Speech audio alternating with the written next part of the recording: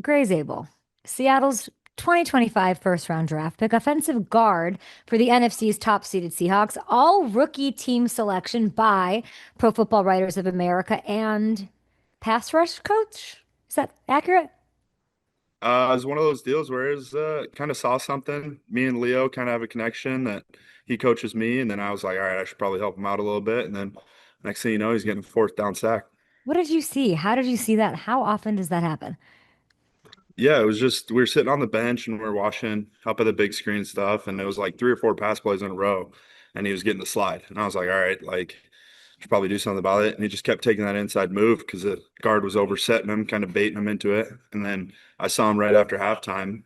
We're just chatting it up like boys, and I was like, hey, let's take the B gap once and see what happens. I'm trying to understand. When I saw that, it wasn't about your knowledge of the game, which I know you have, and I know you play a little D line and O line throughout your life. It was, it says a lot about you that Leonard Williams, who I know, who is an all pro, even listens to you. Yeah, I mean, he's the man.com. He's the best. And like he said, like you said, to have the humility to listen to a rookie says a lot about the person, the player, the leader that he is. Yeah. So, might be surprising to some people, but guys that are in the locker room and see him every single day, it's no surprise at all. And for you to have the confidence to do that, except you do because you've had such success. And it's so interesting that you're this rookie. And I have to like, is the NFL just not hard? Like you not only win run blocking extraordinaire for the 2025 season. That's not among rookies. I would expect that from you. You're a first rounder, but all offensive linemen. How did you do that? Uh, First off, the NFL is extremely hard. Let's just put that out there. Um, it's one of those deals when you're in a system like we are, have coaches like we have, and have the guys around me, like your job starts to become easier and easier the more reps you get, the more games you play. And I mean, we got a challenging one this weekend. Excited for that, but it's a lot of fun to be on this team and play in this system. A challenging one for you personally, if you look at objectively the numbers of it, but you in these past 2 weeks have been better than the regular season. Why? Just think just settling in, understanding that maybe not let the game get as big as one would think it is, and just understand it's just a game. It's the next game, and it been playing good ball, so excited for that and continue that. It's interesting because you're very young, but you, as far as success in big games, like you're kind of a vet. You have these college. It's weird, right? I look because I see the Leonard Williams thing, and then I look at your role and I look at your roster, and there isn't those play. Sam didn't have those wins at USC, those big ones. You did. So how do you, what is your role as a voice, a presence, a steadying hand, a confidence giver? Like, what is your role as a rookie when it comes to these big games, which you have kicked ass in? Yeah, I think it might not be a huge role, but kind of the role of just taking it one play at a time. And I know coach preaches that, but just take it one play at a time and like don't let anything get too big. Because at the end of the day, like that's when you kind of lose your narrow vision, your tunnel vision, and your focus on every single play is when you start thinking about what's the scenario, what game is it, what's the implications of this game and stuff. But if you can kind of tunnel vision, have that kind of one play mentality, is it allows you to play free, allows you to play fast, and then have the success. Who's this kid? Oh, that is first off, whoever allowed me to wear a white t-shirt for a senior picture, fine. But Ray. that's like 220 pound gray. I bet my knees felt great. No ankle issues. Like that must have been the life. Um, the pose. I don't, you went to the t-shirt to try to get me off track about your pose, which is the best part of the photo and what you're Oh, doing here. What would you say? I mean, it's 5 years late. This is only 5 freaking years ago, my friend.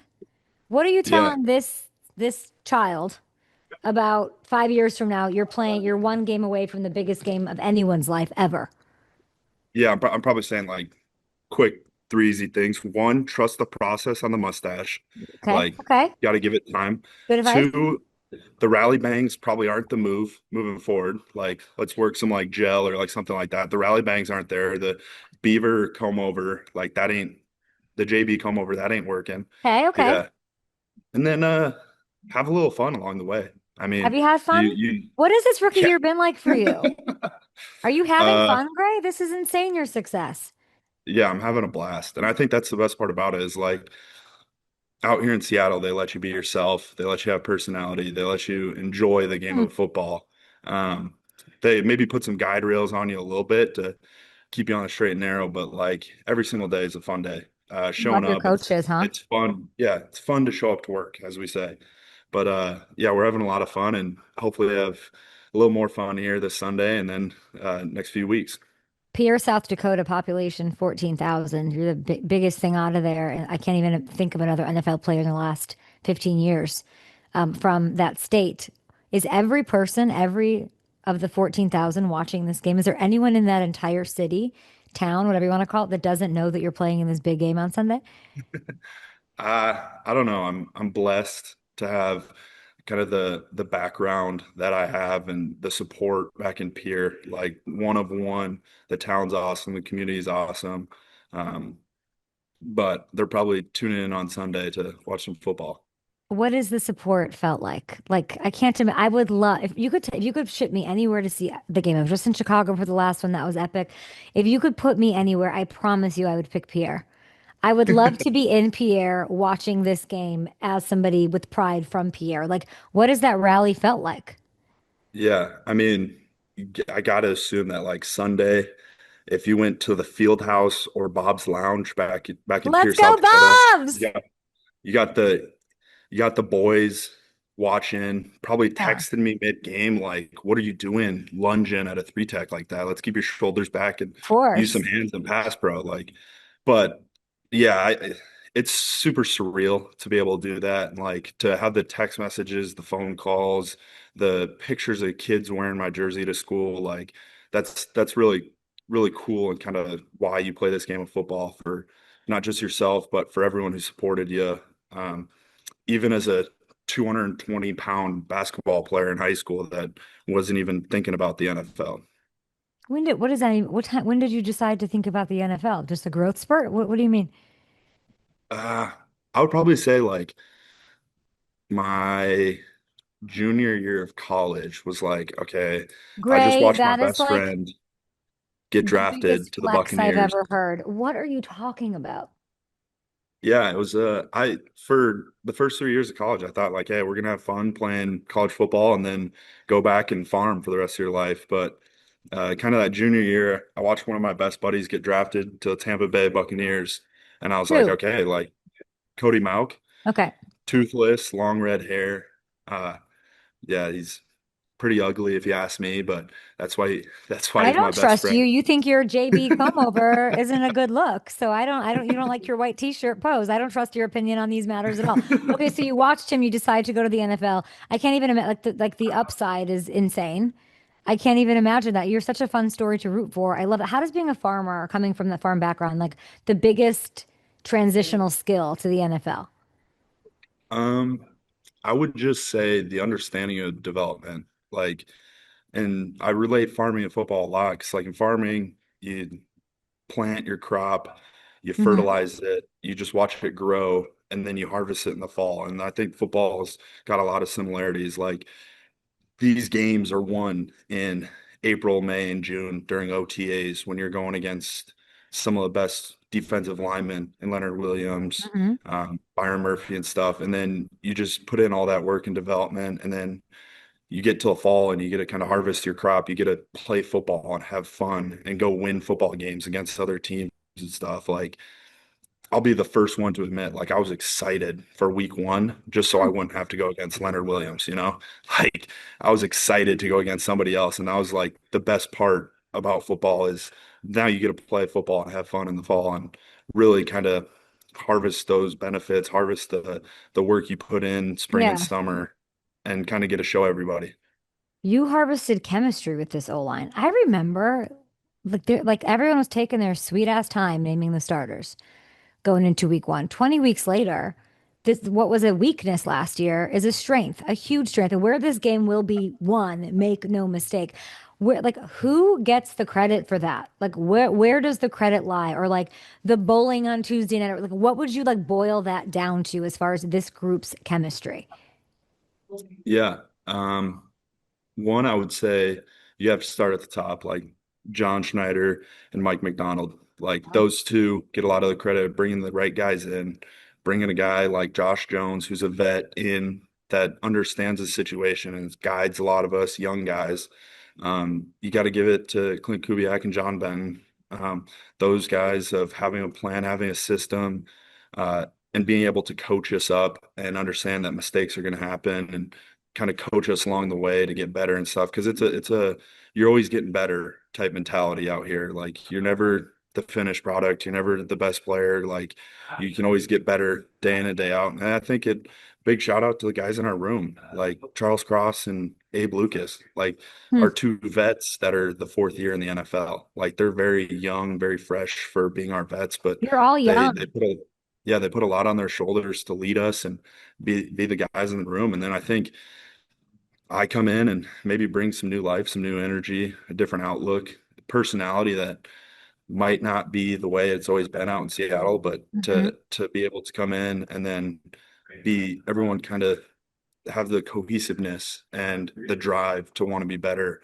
And I think it's just a testament to our group and we got a lot of work to still be done, but we're just gonna keep chopping wood and carrying water and get better every single day. Oh my God, you're amazing. By the way, John Schneider was just named Executive of the Year. As he should be, as he should be. It's pretty exciting. You just talked about him. I love that. I think it's going to be a big U game. Your whole O line. It'll be a big Kenneth Walker game. I know we hate losing Charbonnet, but it's going to come down to the run game and your work there as well. And then there's Sam. And we have these debates in all the sports, whatever. And the one on my show lately has been which quarterbacks are killers? Who's a killer? Matthew Stafford, a killer. Whatever, like whatever. Drake May is Sam Darnold a killer? Yeah, he's a killer. He's the man. I love I you. love him to death. Like I'll go to war for Sam Darnold. Okay, please explain. The best. How do you Like know? When did you know he was a killer? Let's start there. OTAs, probably the first day I met him. Like you look in his eyes and you're like, this dude could be a killer. Like this dude's the best. I probably have to say training camp, some of the throws he was making, I was like, this dude's a killer. Like he's unreal. And I think that's what makes Sam who he is like he doesn't let anyone outside the building kind of get to him. He's a dude that's gonna no matter the situation, like the Rams game, I talk about like he Crazy. had four interceptions the first game, and he's still calling a play like we're up by three scores. Like it's unbelievable that What just is the that? Just what he's made yeah. of? Is that like because he's been through so much? Like, what is that? Yeah, I think it's just his trials and tribulations. And then you have the second Rams game to where it's the biggest drive in overtime, and he doesn't flinch. He stands in the pocket. He wears one as he throws a dime to Cooper Kupp. Like, I know he's probably hurting after that. Then he gets up and marches down and ends up finding Eric Sauber for a 2-point conversion. And it's just like maybe he cracked a smile, maybe he didn't. I don't know, but it's like just a straight face, stone cold killer. And I'm like, that's my guy. That's your guy. That's who I want to die for out there and go to war with. Like he's the man.com. At theman.com. I love that you, like that's I'm going to start using that. You know this Rams front well by now. You just went through those games and I can tell that you've been studying them. They're in your head. They're fast. The Rams are relentless. The front throws a lot of different looks at you. What's one thing like you've learned from those first two meetings that's going to crush in this one? Yeah, I think the next play mentality is what I learned. I mean, I feel like past two games, Kobe Turner's had my number, and it's like you just got to keep playing ball and understand like you might get beat here and there, but to understand, just play the next play. And I think the past two meetings against them is a huge testament to that. Like not going well, and then at the end of the game, we have an opportunity to go win it. Yeah. And the same exact way with the second matchup. Like it maybe didn't go well in that second half, but at the end of the day, we're a few plays away from tying it up. Zach Charbonnet has a crazy 2-point conversion, and then we're tied going into overtime. So the understanding of like we just got to keep our head down and keep working. And when it hits zeros up on the scoreboard, like look up and see what the score is. And I think if we do that, we're going to be pretty happy, pretty satisfied with the result. Will you and Kobe like say hi to each other since it's been like twice already? Is there like a, hey man, let's do this again? Like, how does that? I have no idea. What is the art of, as you can't imagine, I've never stopped the run in my life. I don't know what it feels like to throw guys around. But like, what does that, is it just like, hey man, what's up? Or is there no talking? No, he's a great dude. That's the He's like, hardest I part know about he's him like a is singer. like He's a he sweetie. smiles all the time. Yes. Like, That's why I'm yeah, asking. I get he the two sacks I given up this year were to Kobe Turner, and like he like Now I starts hate him. smiling and he's like, I got you. Like, and I'm like, dude, like why are you so likable? Like, I want to hate you, but he's a great Yeah. dude.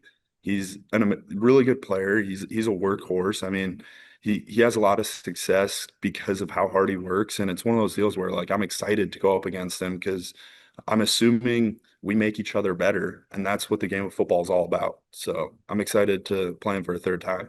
You are why John Schneider just got Executive of the Year. Like you, case in point, first rounder, doing what you did. And I hope he sees you in Hey man, you're welcome. That's what I would say if I were you. Hey John, you're welcome, buddy. Last one for you. There's a bit of controversy, never without a controversy ahead of NFC Championship weekend. Who should raise the 12th man flag this weekend? A lot of talk about Pete Carroll, legend. A lot of talk about Marshawn Lynch, legend. Who do you think it should be? You could pick anybody. Gosh. Yeah, I would say Marshawn would be a great one. Um, Maybe you give like a big guy some love, you know? Gray, Walter do what you were born Jones, to Steve do. Hutchinson, Give me Steve like Hutchinson, baby. something like that. Those two boys. Make your Yeah, case for Steve, who you have a relationship with. yeah. Sick mustache. Um, Hall of Famer. Okay. Also played left guard. Okay. Uh, Gotta assume like that he could possibly like some Bush Light, drink some beer. So that's Listen, a it's great case. important. Yeah. So Um, I would say Hutch would be a great one. I know he's not coming out, but he'd be a great one to raise a flag. Him or Walt for sure. sounds like you talked to him a bit. What's he been in your ear about? And is anybody telling you, buddy, this doesn't happen every year? Life's not like this. Who's that Well, voice? a lot of people have said that. Like, don't take this for granted. And I'm not, and I'm excited, and understanding how hard it is to get where we're at right now and Mm. to just be present in the entire deal. And I think Hutch has been a lot of help as it's like maybe you have a bad game and he's just like, it happens. Like they get paid too on defense. At the end of the day, you got to keep moving forward and continue to get better and better. And I think he was the one that said like there's either wins or lessons. Like in your rookie year, there's no losses because you're Yeah. learning the losses. So I think that's just been huge in helping me become the player I am today. I'm calling the league office right after this and saying this kid is not a rookie. You're all lying. The Seahawks need to be investigated. I need to look at this kid's birth certificate. You're not a rookie. You're an absolute liar. You're not a rookie. Not in any way. Like I officially don't believe you. Also, congrats on having my favorite interview of 2026 because you dropped a hard F-bomb. Yeah, that's my bad. I should Yep. definitely clean up that language. No, Um, absolutely not. I got to do better for No, sure. everyone at Bob's is gonna love it. Bob's and Pierre. Thanks, Greg. Good luck. Absolutely. Yep. Thanks, Bye. Gabe.